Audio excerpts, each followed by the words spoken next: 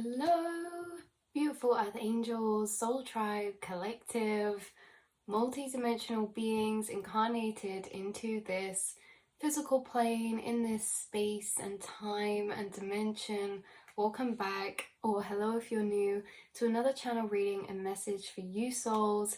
This one, we have so many points we could straight away say, but I'm going to just start with the channel reading a message and we'll unfold it from there and wrap it up at the end. All the main points coming through in this channel message for you guys, brought through by a very specific guide actually, and there was a message in it about how you guys, you are connected to your guides in a way you've always channeled certain insights, epiphanies, realizations, and there's this element of you going through your spiritual journey and almost building closer personal connections with your guides as you move along. A lot of you channel, but maybe you channel and not sure where those insights are coming from, or maybe you do know where those insights are coming from in a sense of what kind of frequency you're working with, or what being you're working with, or spirit you're working with, and there is a guide who wants to step forward even further into creating a closer personal relationship with you. And this is a guide that you could be getting a lot of synchronicities from and actually doing a lot of spiritual work with right now, whether you're consciously aware or unaware.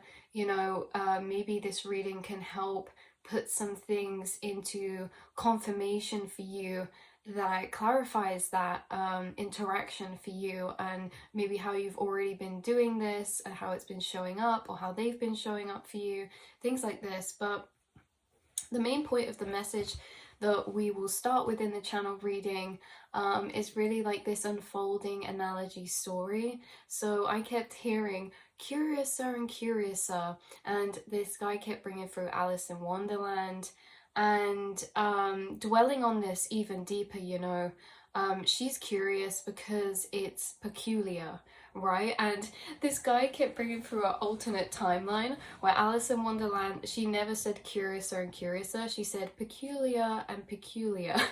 Peculiar and peculiar. Like peculiar and curious came through in this channel reading with the same energies of frequency. So you guys, you're coming through and being resembled as this Alice in Wonderland type of frequency. I think Alice in Wonderland's brought through in this feminine frequency, because this is referring to the divine feminine aspect of yourself, your intuition and your subconscious mind. The blue dress being a resemblism or symbolism of water and emotions connected to the subconscious. So you guys are coming through from my guide, being brought to with this Alice in Wonderland frequency, saying curiouser and curiouser, and she's curious because it's peculiar. So you are curious of the peculiar, and I think that's peculiar to you makes you very curious.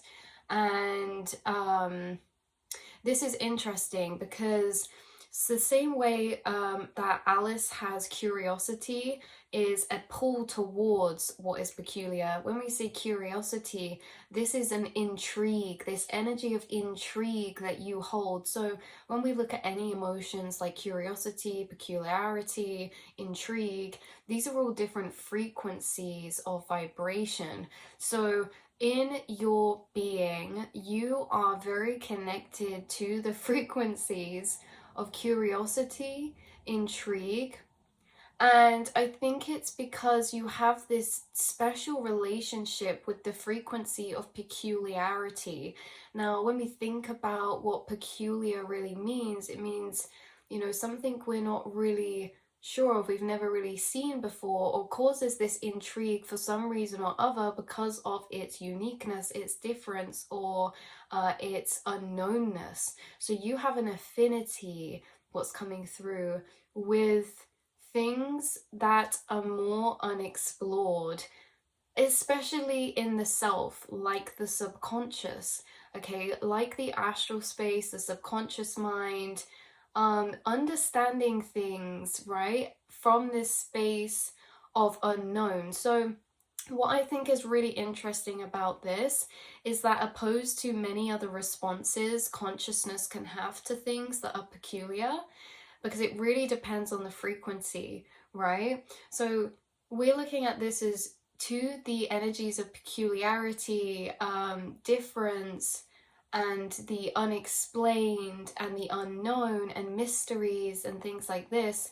You face that with a conscious vibration of intrigue, wonder, and curiosity. And that is simply because of the level of vibration that you are residing at. And I say that because not every frequency of consciousness responds to peculiarity in the same way. So if you were to see something in someone that you thought was peculiar, and this doesn't need to say a whole person has to be peculiar, it could be a certain action someone does, it could be a certain decision someone makes, you are able to observe and actually pinpoint and see peculiar frequencies within others. So the aspects of others that strike you as peculiar really intrigue you and fascinate you and pull you in to want to learn more. This is a response of your conscious frequency, because lower conscious vibrations, lower frequencies of consciousness, how they respond to peculiarity is very much not the same. It's very dismissive, it's very rejected inside of themselves, right? Because lower frequencies, like there's this almost frustration that comes in the soul when faced with like mystery or the unknown, because lower frequencies are operating more out of the lower chakra system, connected to more of the primal instincts and, you know, our ego and things like that. And so, you know, and so when consciousness is operating from those lower planes of vibration, like the ego, it wants to know everything and it finds security in knowing. And so that goes against peculiarity. Do we want to know what lies in the void? Do we want to know what lies in those hidden corners of the self or the soul? Are we intrigued to understand? Because what I mean by intrigue is that you have this deeper depth of intrigue or pull or crave to understand. You have a deeper craving in your soul to understand things with your curiosity. Now, this is not the case, like I keep saying. Certain lower frequencies of consciousness, they reject peculiarity and do not want to open up those Pandora boxes, things like this.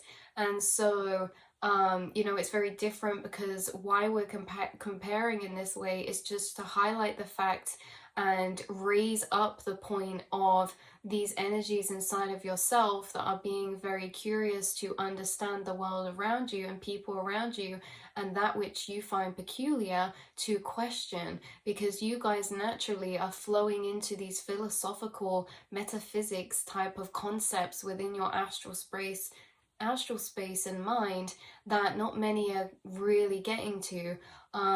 Souls of your conscious frequency make new discoveries through these frequencies you hold, but these frequencies you hold is the natural way that you operate. You naturally are always curious to understand, and to you that is a very much given, and that's why Spirit was bringing through the comparison, because in order to first recognize something, we have to first differentiate it and pull it out in the first place. So what's being pulled out in this reading, like we keep saying, is your frequencies you hold towards curiosity, peculiar energies, interest, and intrigue to deeper understand yourself, people around you, and the life and reality around you too. And just like Alice, that is why she followed the rabbit, because the rabbit, I'm getting shivers, was acting peculiar. Now, to anyone else, they might have seen that peculiar rabbit and just dismissed it and not really been fussed to know that there's something about peculiarity that draws you in.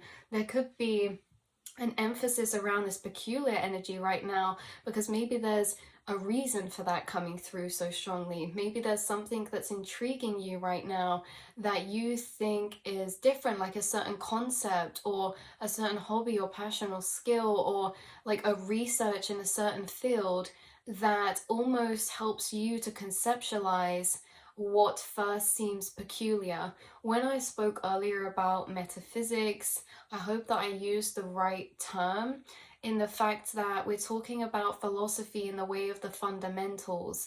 To be curious is to question, so you question more than most, and you question more than most the fundamentals in society.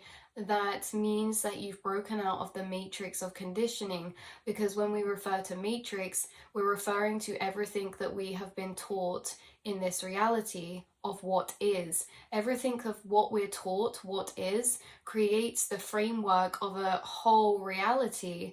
And to break out of that framework, we are curious to question what shouldn't be questioned. We're curious to question what is already answered. Okay, this is the difference. You guys are very peculiar in yourself because you feel this curiosity to question what's already been answered, what already is known, because there's a part of you that knows what is known is not all there is.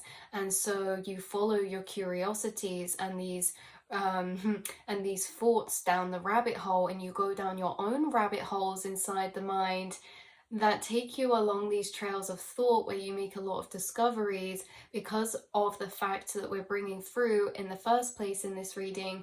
You have this highlighted, or you have this amplified frequency inside yourself of what we keep saying: curiosity, intrigue, and peculiarity. So there, we kind of danced around the astral for a minute there. So this guide was like coming through as this grasshopper spirit guide.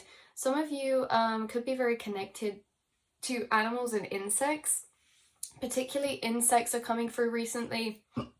On me. Oh my god, we're releasing a lot. We're cleansing, we're purging, we're releasing.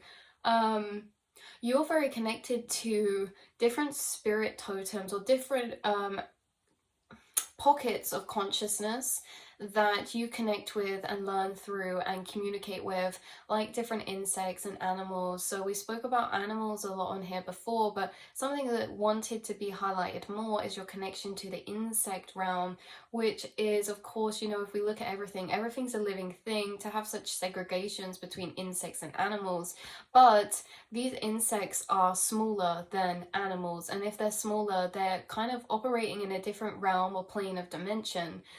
You know, and their perception of time and their perception of reality and consciousness is very different too. And there are certain insect spirits who channel and work with you. One we have focused on before is bees, and one that comes up a lot is butterflies. But the other ones that are significant for you are dragonflies, like the really big dragonflies, or maybe the little blue damselflies, I think they're called. Also grasshoppers, like crickets. I keep hearing, what are they? What was that? Sarcadius or something? Sarcadius. Anyway, things like this. Also, snails are highly prevalent. Someone has, it's so funny to say, isn't it? Someone has snail spirit guide on their team. Someone works with the frequencies of the collective of these insects, and they have a lot of knowledge and wisdom from their dimension that they can pass to you, that they already do. Anyway, this guide came through as this grasshopper, but it was actually, this guide is so interesting because they were bringing through a lot of different scenes and playing them to me, and these scenes were all kind of movie scenes like Alice in Wonderland, or, you know, different parts of that, but it's almost as if they change form between the scenes, and he showed up as this grasshopper spirit guide from that old Disney film. Now, I don't know, I think his name was Jiminy Cricket, and I can't remember what he was from, if it was Dumbo or something, I don't know. But you notice how in these films, like, these animals act as guides, because the spirit guide, it was very interesting in a way that through this whole experience of this channeling, you know, if we look at certain films that have like the genies in and they're like showing a whole realm, it's almost as if this guide was like materializing all these pictures, but it was from their energy, so they were woven into it, and each time the scene would change they'd be a different thing. So in Alice in Wonderland, when they were bringing through that, they brung through the caterpillar scene, they brung through the Cheshire Cat and the Mad Hatter, and they said that these are all the same characters and they're all them, they're all me, in a sense that every time I'd see the scene, his energy would be in one. And this is interesting because you guys in your dreams, you have certain guides who are actively playing roles in your dreams that almost, this is what I mean to say, it's like this shape shifting. So like in dreams there'll be certain things played out where they shapeshift into certain people or to certain like animals or being, in order to kind of simulate a certain situation that helps you process your subconscious or brings things out of your subconscious. So this is definitely a spirit guide who does work with you in the dream space as well as the astral space. Anyway, they were bringing through these different scenes, and he was taking the place of the Cheshire Cat, the Caterpillar, and the Mad Hatter, and he was kind of bringing it through as if, you know, these are all the same character in the sense that they're all guides. They're all actually guides for Alice in a way. So Alice is in this wonderland, which is her subconscious, that she's wandering around, and within her subconscious she meets different characters, and these different characters are her almost like spirit guides in types of ways, or different beings there. And this is like very much the same as you again, in a way that this spirit guide is meeting you in certain places on your thought travels. So when you're thinking, you're going to certain places inside yourself in your subconscious, and they're almost traveling with you, and it's like they're watching over you as you go through these internal journeys and processes of realization and helping you to weave with throughout them. So Alice feels very lost. Alice feels very lost within that kind of whole scenario, moving through her subconscious, but at the same time, there's this level of unknown safety, because what she doesn't know is that, you know, those characters are always actually watching over and guiding her. It's reminding me of this video I saw the other day, actually. By the way, this spirit guides bring a lot of messages to you through films, film references, book references, especially books has been highly prominent right now, and like videos online, on social media. Yeah, this guide works a lot in those type of ways. But this video came up and it says, I can't even remember who was doing it, but yeah, it was this guy saying like, if you wandered into a part of the forest that you didn't recognize, that you weren't familiar with, you'd say you're lost, and yet the trees would not think you're lost, because the trees know where they are. Everything around them knows where they are. It's the same in Alice in Wonderland. She's lost in this crazy space and reality, but everyone there is not lost. They know where they are, and so if wherever they are is there, right, they're here, right? I can't even fully translate the video. It was like, if you're surrounded in a forest and you feel lost, all the trees around them know where they are is here. So you're not lost, you're here. And here may look unfamiliar to you, but it's very familiar to all these things around. Like everything belongs in the here, because lost makes it feel like it's some space that never should exist, and that it's like outside of the normal and outside of the path and journey, but it's really just a space that's here, right, that we're unfamiliar with. So this guide has worked with you from a young age, and they do want a deeper step into deeper greeting, is how they kept saying it, deeper greeting with you. And this could be because, you know, you guys have been experiencing heightened waves of your like psychic abilities, whatever we want to refer to them as, energetic abilities, your intuition, your heightened senses, intuition and third eye and crown chakra have been amplified. And it's almost as if you're walking through this deeper initiation again, because you guys have gone through many shifts, many ascensions, but I feel as if, you know, things have been extra heightened for you recently to do with telepathy, empathy, you know, your empathic abilities, and also like feeling receptivity has been heightened for you. And it's almost as if your heart and your third eye and your crown have been opened to a deeper level recently. And so it's allowing a deeper connection of access to the astral space, which means you can have a deeper level of connection and access to start building between certain guides. Number 4 has been significant, we kept saying in the last reading, and that is also because 4 is all about chords. There's certain timeline chords that are being solidified and built inside of you. So certain brain connection pathways are being affirmed into solidification. And some of these brain connections are really to do with your connection to self and the astral planes or astral space or the subconscious. And because these are becoming deeper solidified, you're going to be able to build new connections with spirit guides, other people's higher selves that will move into your reality, new routines and places in the physical. All the things that materialized are first built and solidified in the astral space, and you are solidifying and building new astral cord connections. So this is like very much the preparation type of thing, you know, where you're kind of waiting and gonna see some things materialize soon that are almost delayed in this time gap delay between the internal to the physical.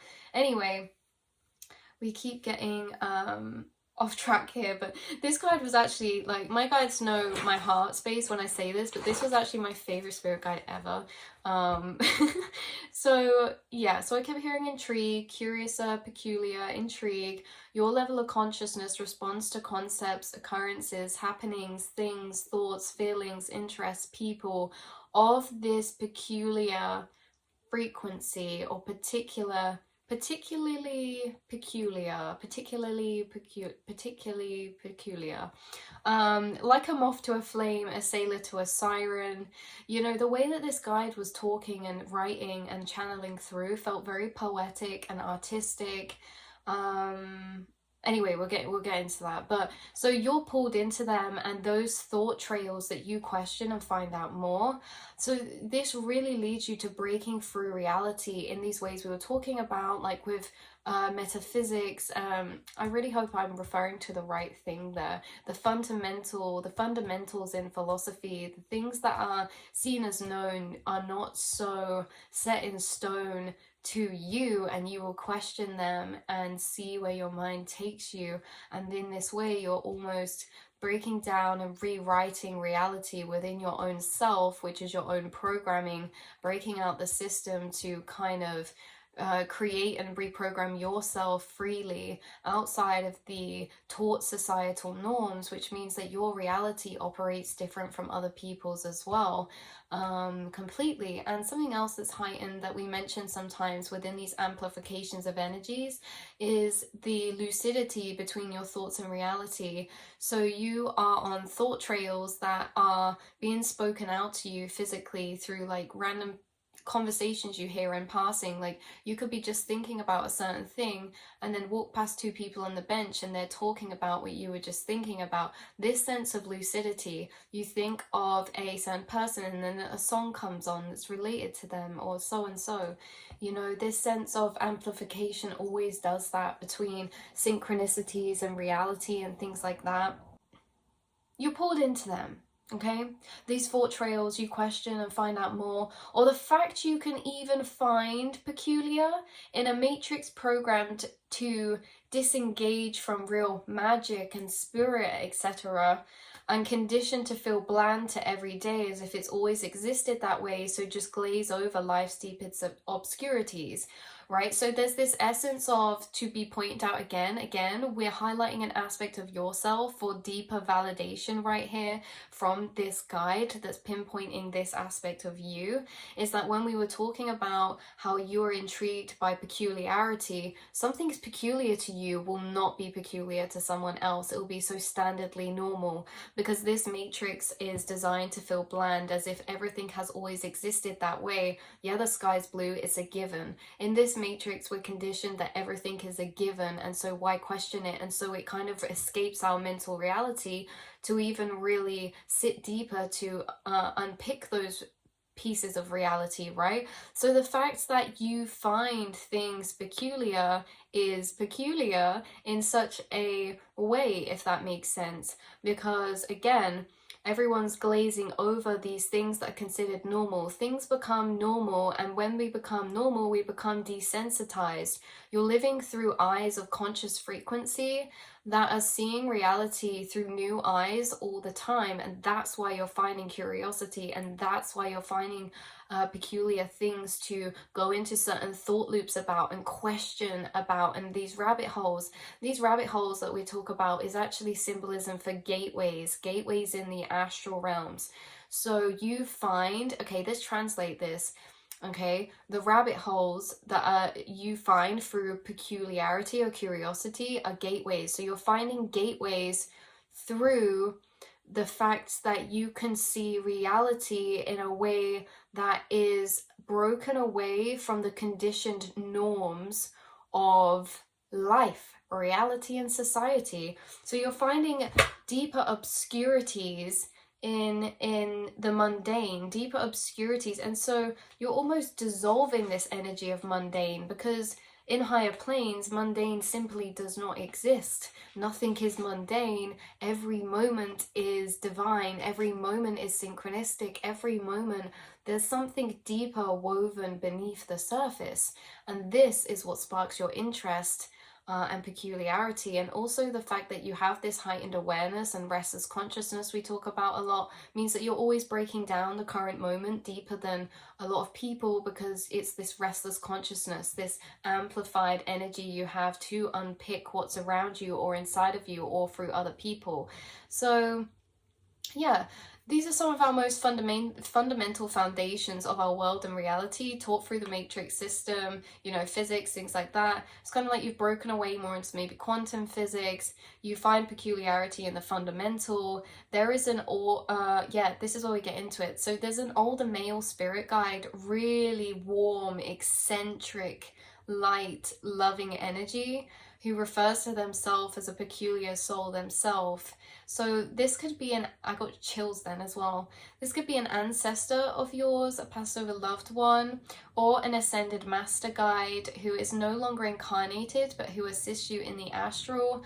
And you know, that was so clear for me because I've actually mentioned this guide in readings before. This guide always meets me on in a Chinese botanical garden, and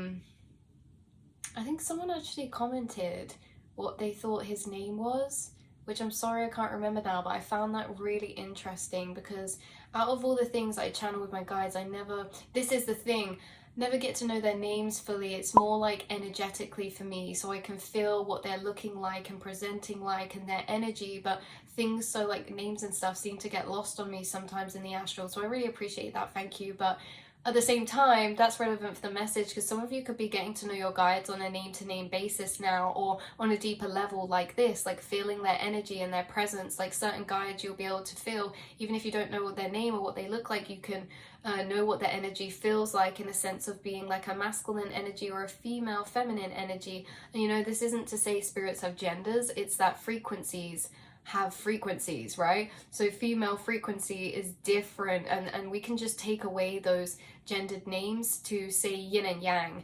Okay, you can tell if a spirit guide is coming through with a yin energy, very soft, very loving, very gentle, subtle frequencies, or you can feel if a guide is coming through from a very yang energy, which is very strong, logical, quite dense, and logical way of thinking. They bring logical downloads, scientific downloads, whereas maybe like yin guides for you bring more realizations on your own emotional alchemy and things like that. This is funny because this spirit guide for me always comes through in a masculine energy, but actually they operate from a feminine frequency, so it can all really be it could all get messy up there in that sense. But yeah, you guys are definitely in this lifetime getting to know your guides on a name-to-name basis or a deeper level. And you know, no matter where you are in your journey right now, that's what is going to be like this incarnation for you.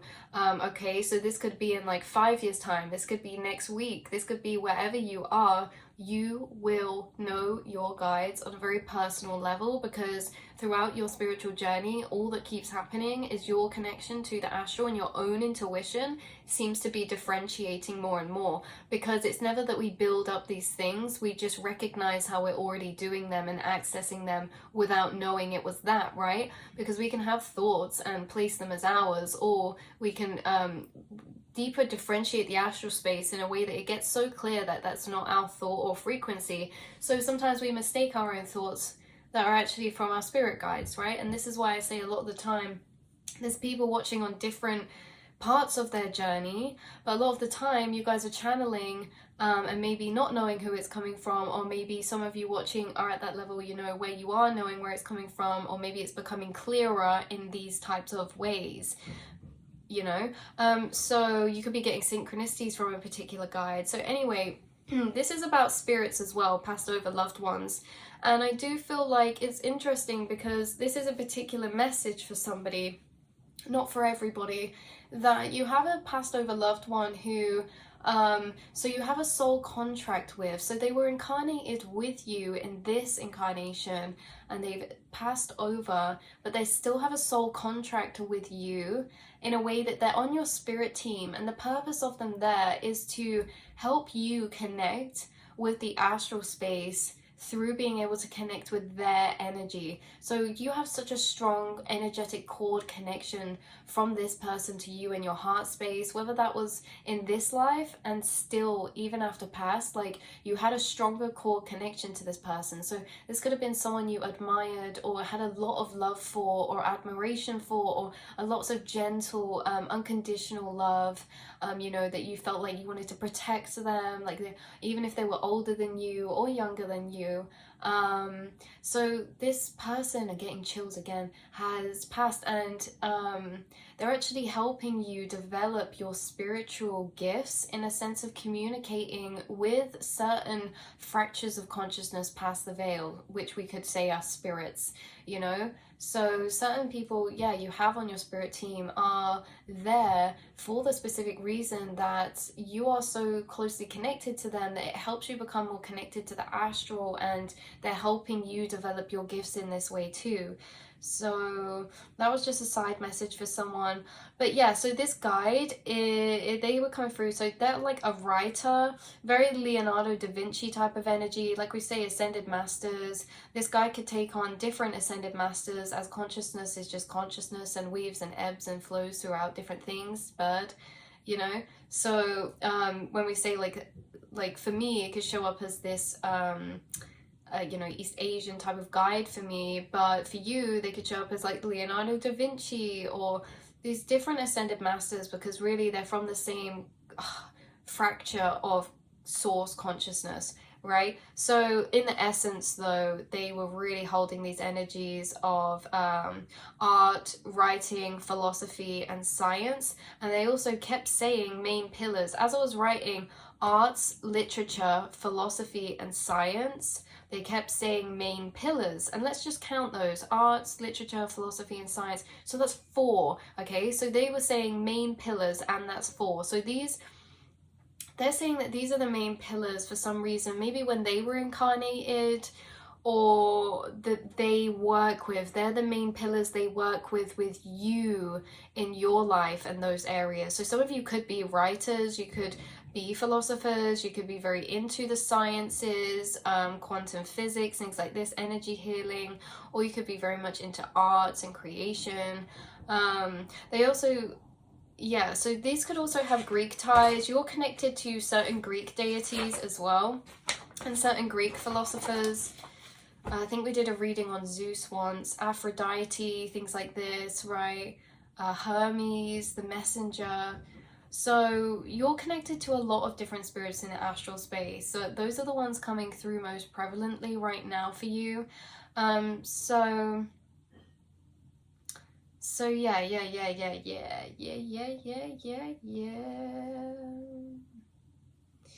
so this guide was taking me on different journeys or visions, which are almost like scenes, but he's in all of them, but he cloaks as something in that scene each time, as his whole energy is in all of it, and he's within this changing of the pictures, right? So this could also, why I'm being guided to tell you how it came through is because this very guide could also work with you in that same way. They put visions in your third eye space. Now this could be here, or it could be further back, pictures in your mind, in your astral space, in your third eye space, where they're putting certain pictures of certain film scenes or certain cards or pictures or videos or things. Like, they communicate with you a lot clairvoyantly, right? So we did a reading yesterday about how you guys are very much clairsentient, I think it was, which is like this receiving of messages from your guides or through feeling. So this guide's interesting because they didn't channel with me very clairsentiently at all. Like, maybe there were flickers, which, by the way, like, you guys are connected to all the different clairs, because they're all just a heightening of each different sense. So guides will communicate with you through multiple different senses, but this guide communicates the most through clairvoyance and clairaudience. So this can be, again, this is what we're saying with the clairvoyance, this is through inner picturization, inner envision, inner visions. It can also be, like we say, getting guided to certain books or films. And clairaudiently could even be music and sound and certain sound frequencies, or ringing in the ear, or going, I was going to say going numb in one ear, that's so weird, going deaf in one ear. So yeah, those are just some of the ways that this could come through for you. And then after all this happened, they said one of their forms is also a dragon, and he was saying that this is who you know me best as. So some of you know this guide best, and you have already met them as a dragon spirit guide. I was getting through the colors red and green specifically, but it doesn't have to be tied to only those colors, because obviously this is a very much shifting, shape-shifting type of energy of guide. But he presents himself the most to you, or you've had the most acknowledgement of his existence the most for some of you in his dragon form, which is interesting. So he comes to you, or has communicated or channeled with you many times in this dragon form, but also in other forms too, and that maybe we weren't knowing it was this guide for all of them. So also for some, this is a guide you haven't met yet on such a personal or conscious level, yet you always still receive their channeled messages and synchronicities, and they could be stepping into deeper greeting with you, is what we said before as well, working with you at a closer level. So now we get into it. Sorry guys, they deal with enlightening truths. This is what this guide deals with. Out of all the aspects to work with, they deal with enlightening truths that lighten our consciousness and being.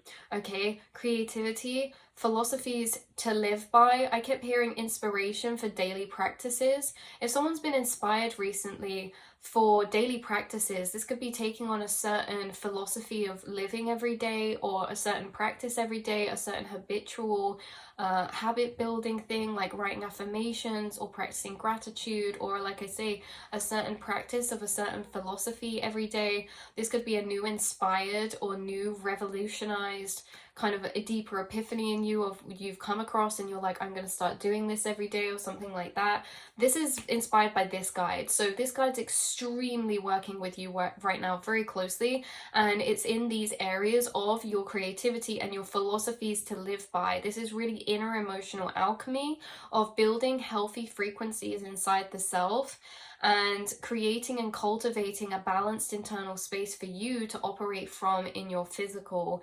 So they help you emotionally and energetically balance through guiding you to certain philosophies that are connected to certain frequencies that you're most resonant with at your whole soul level, so your home self, right?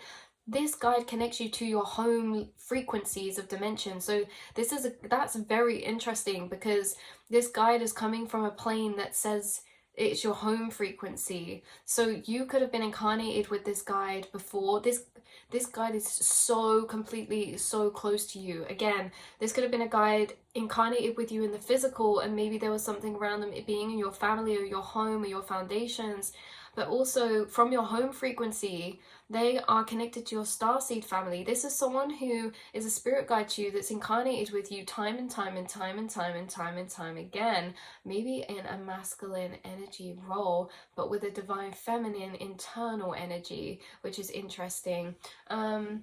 Could have been in a pet or an animal as well through different incarnations. Some incarnations a lover, some, you know, it all changes, but this is someone you've repeatedly know at a very deep soul level, and that's why you have such a strong cord connection. Do you remember earlier I was saying you have a very strong energetic cord to this person? Energetic cords are built through experience and emotion, so this is a piece of consciousness you've been incarnated with many times and is on your spirit guide team. And it's just so crazy channeling sometimes, because it's annoying, because I'll never be able to give you guys the feeling that I'm getting inside, and that I don't need to. They're saying I don't need to, because you will get it yourself. When this spirit guide comes through, it's the type of love you've never felt before. It's a type of deep soul love that is like seeing the oldest, most purest, divinest friend you've ever encountered, that you forgot about and that you remember now. Like, this is such a deep soul connection, you and this guide. So yeah, so basically something that was coming through is that they could also channel certain spiritual learnings to you connected to certain areas of philosophy. So we spoke about metaphysics earlier, but we're also, what was coming through the most strongest in this one is this area of philosophy connected to Taoism and to Wu Wei. I hope I'm saying that right. Wuwei, Wu Wei. How to flow into effortless action to find Tao, which is the way, but the way of the least resistance, right? The way of flow. Dissolving resistance to flow with the universe's current through your life and trusting in that flow. Pictures of rivers are coming through now.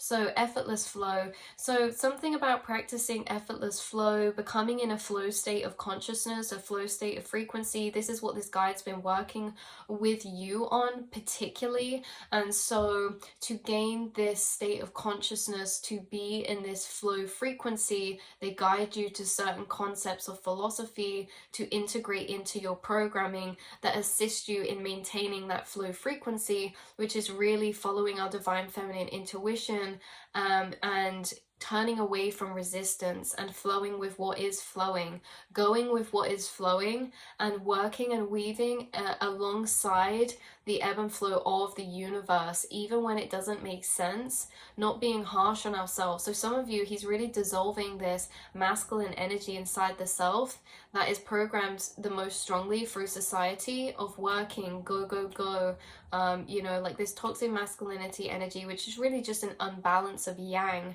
So this world is unbalanced, and it's unbalanced because the yang is so much stronger than the yin. It's overpopulated with yang, and that's not to say men, this is to say masculine energy, okay, internally. So even females like me, I can get stuck into these flows of masculine energy, which is like, I need to do this, I need to do this, and oh, I haven't even done this, and it creates loops of cycles of shame and guilt and unworthiness, because we're always striving to achieve something to make us feel fulfilled. But that is, you know, not our flow state. Our flow state is love, harmony, inspired action. So this guy's really been helping you with entering flow states of inspired action and inwardly alchemizing with you to take pressure off so that you can be in flow. Okay, resistance only happens when there's kind of like this clashing of internal energies. But again, what I find interesting, what this guy's bringing through, again, tree spirits you're extremely connected to, and they are too. But in the world, there's too many male trees, and that's because, well, you know, there's all these different things, but like the government, societies, they plant so many male trees because if there was female and a male, they populate like fruit trees, don't they? And then that's like extra work and extra labor. So like society wants all the masculine trees because it's cleaner and it's easier for them, but now there's an unbalance, the same as there's an unbalance of yang. And again, this is so untied to gender. This is that in this collective, we're rebalancing out the yin and yang energies again, and you light workers are helping to balance it out by repopulating the collective into more yin energies, which, to even be able to do that, means we have to break out the matrix to be able to flow into our own yin energy, even when society makes us feel bad for that. You know, resting, okay, the purpose or the acts of doing nothing, the wu wei. So I love you guys. That's where I'm going to leave this reading for you, beautiful souls. And yeah, that is where I'm going to leave this reading. I love you so much. Hopefully this supports some confirmation in some way, shape or form, and I will speak to you all next time. Mwah.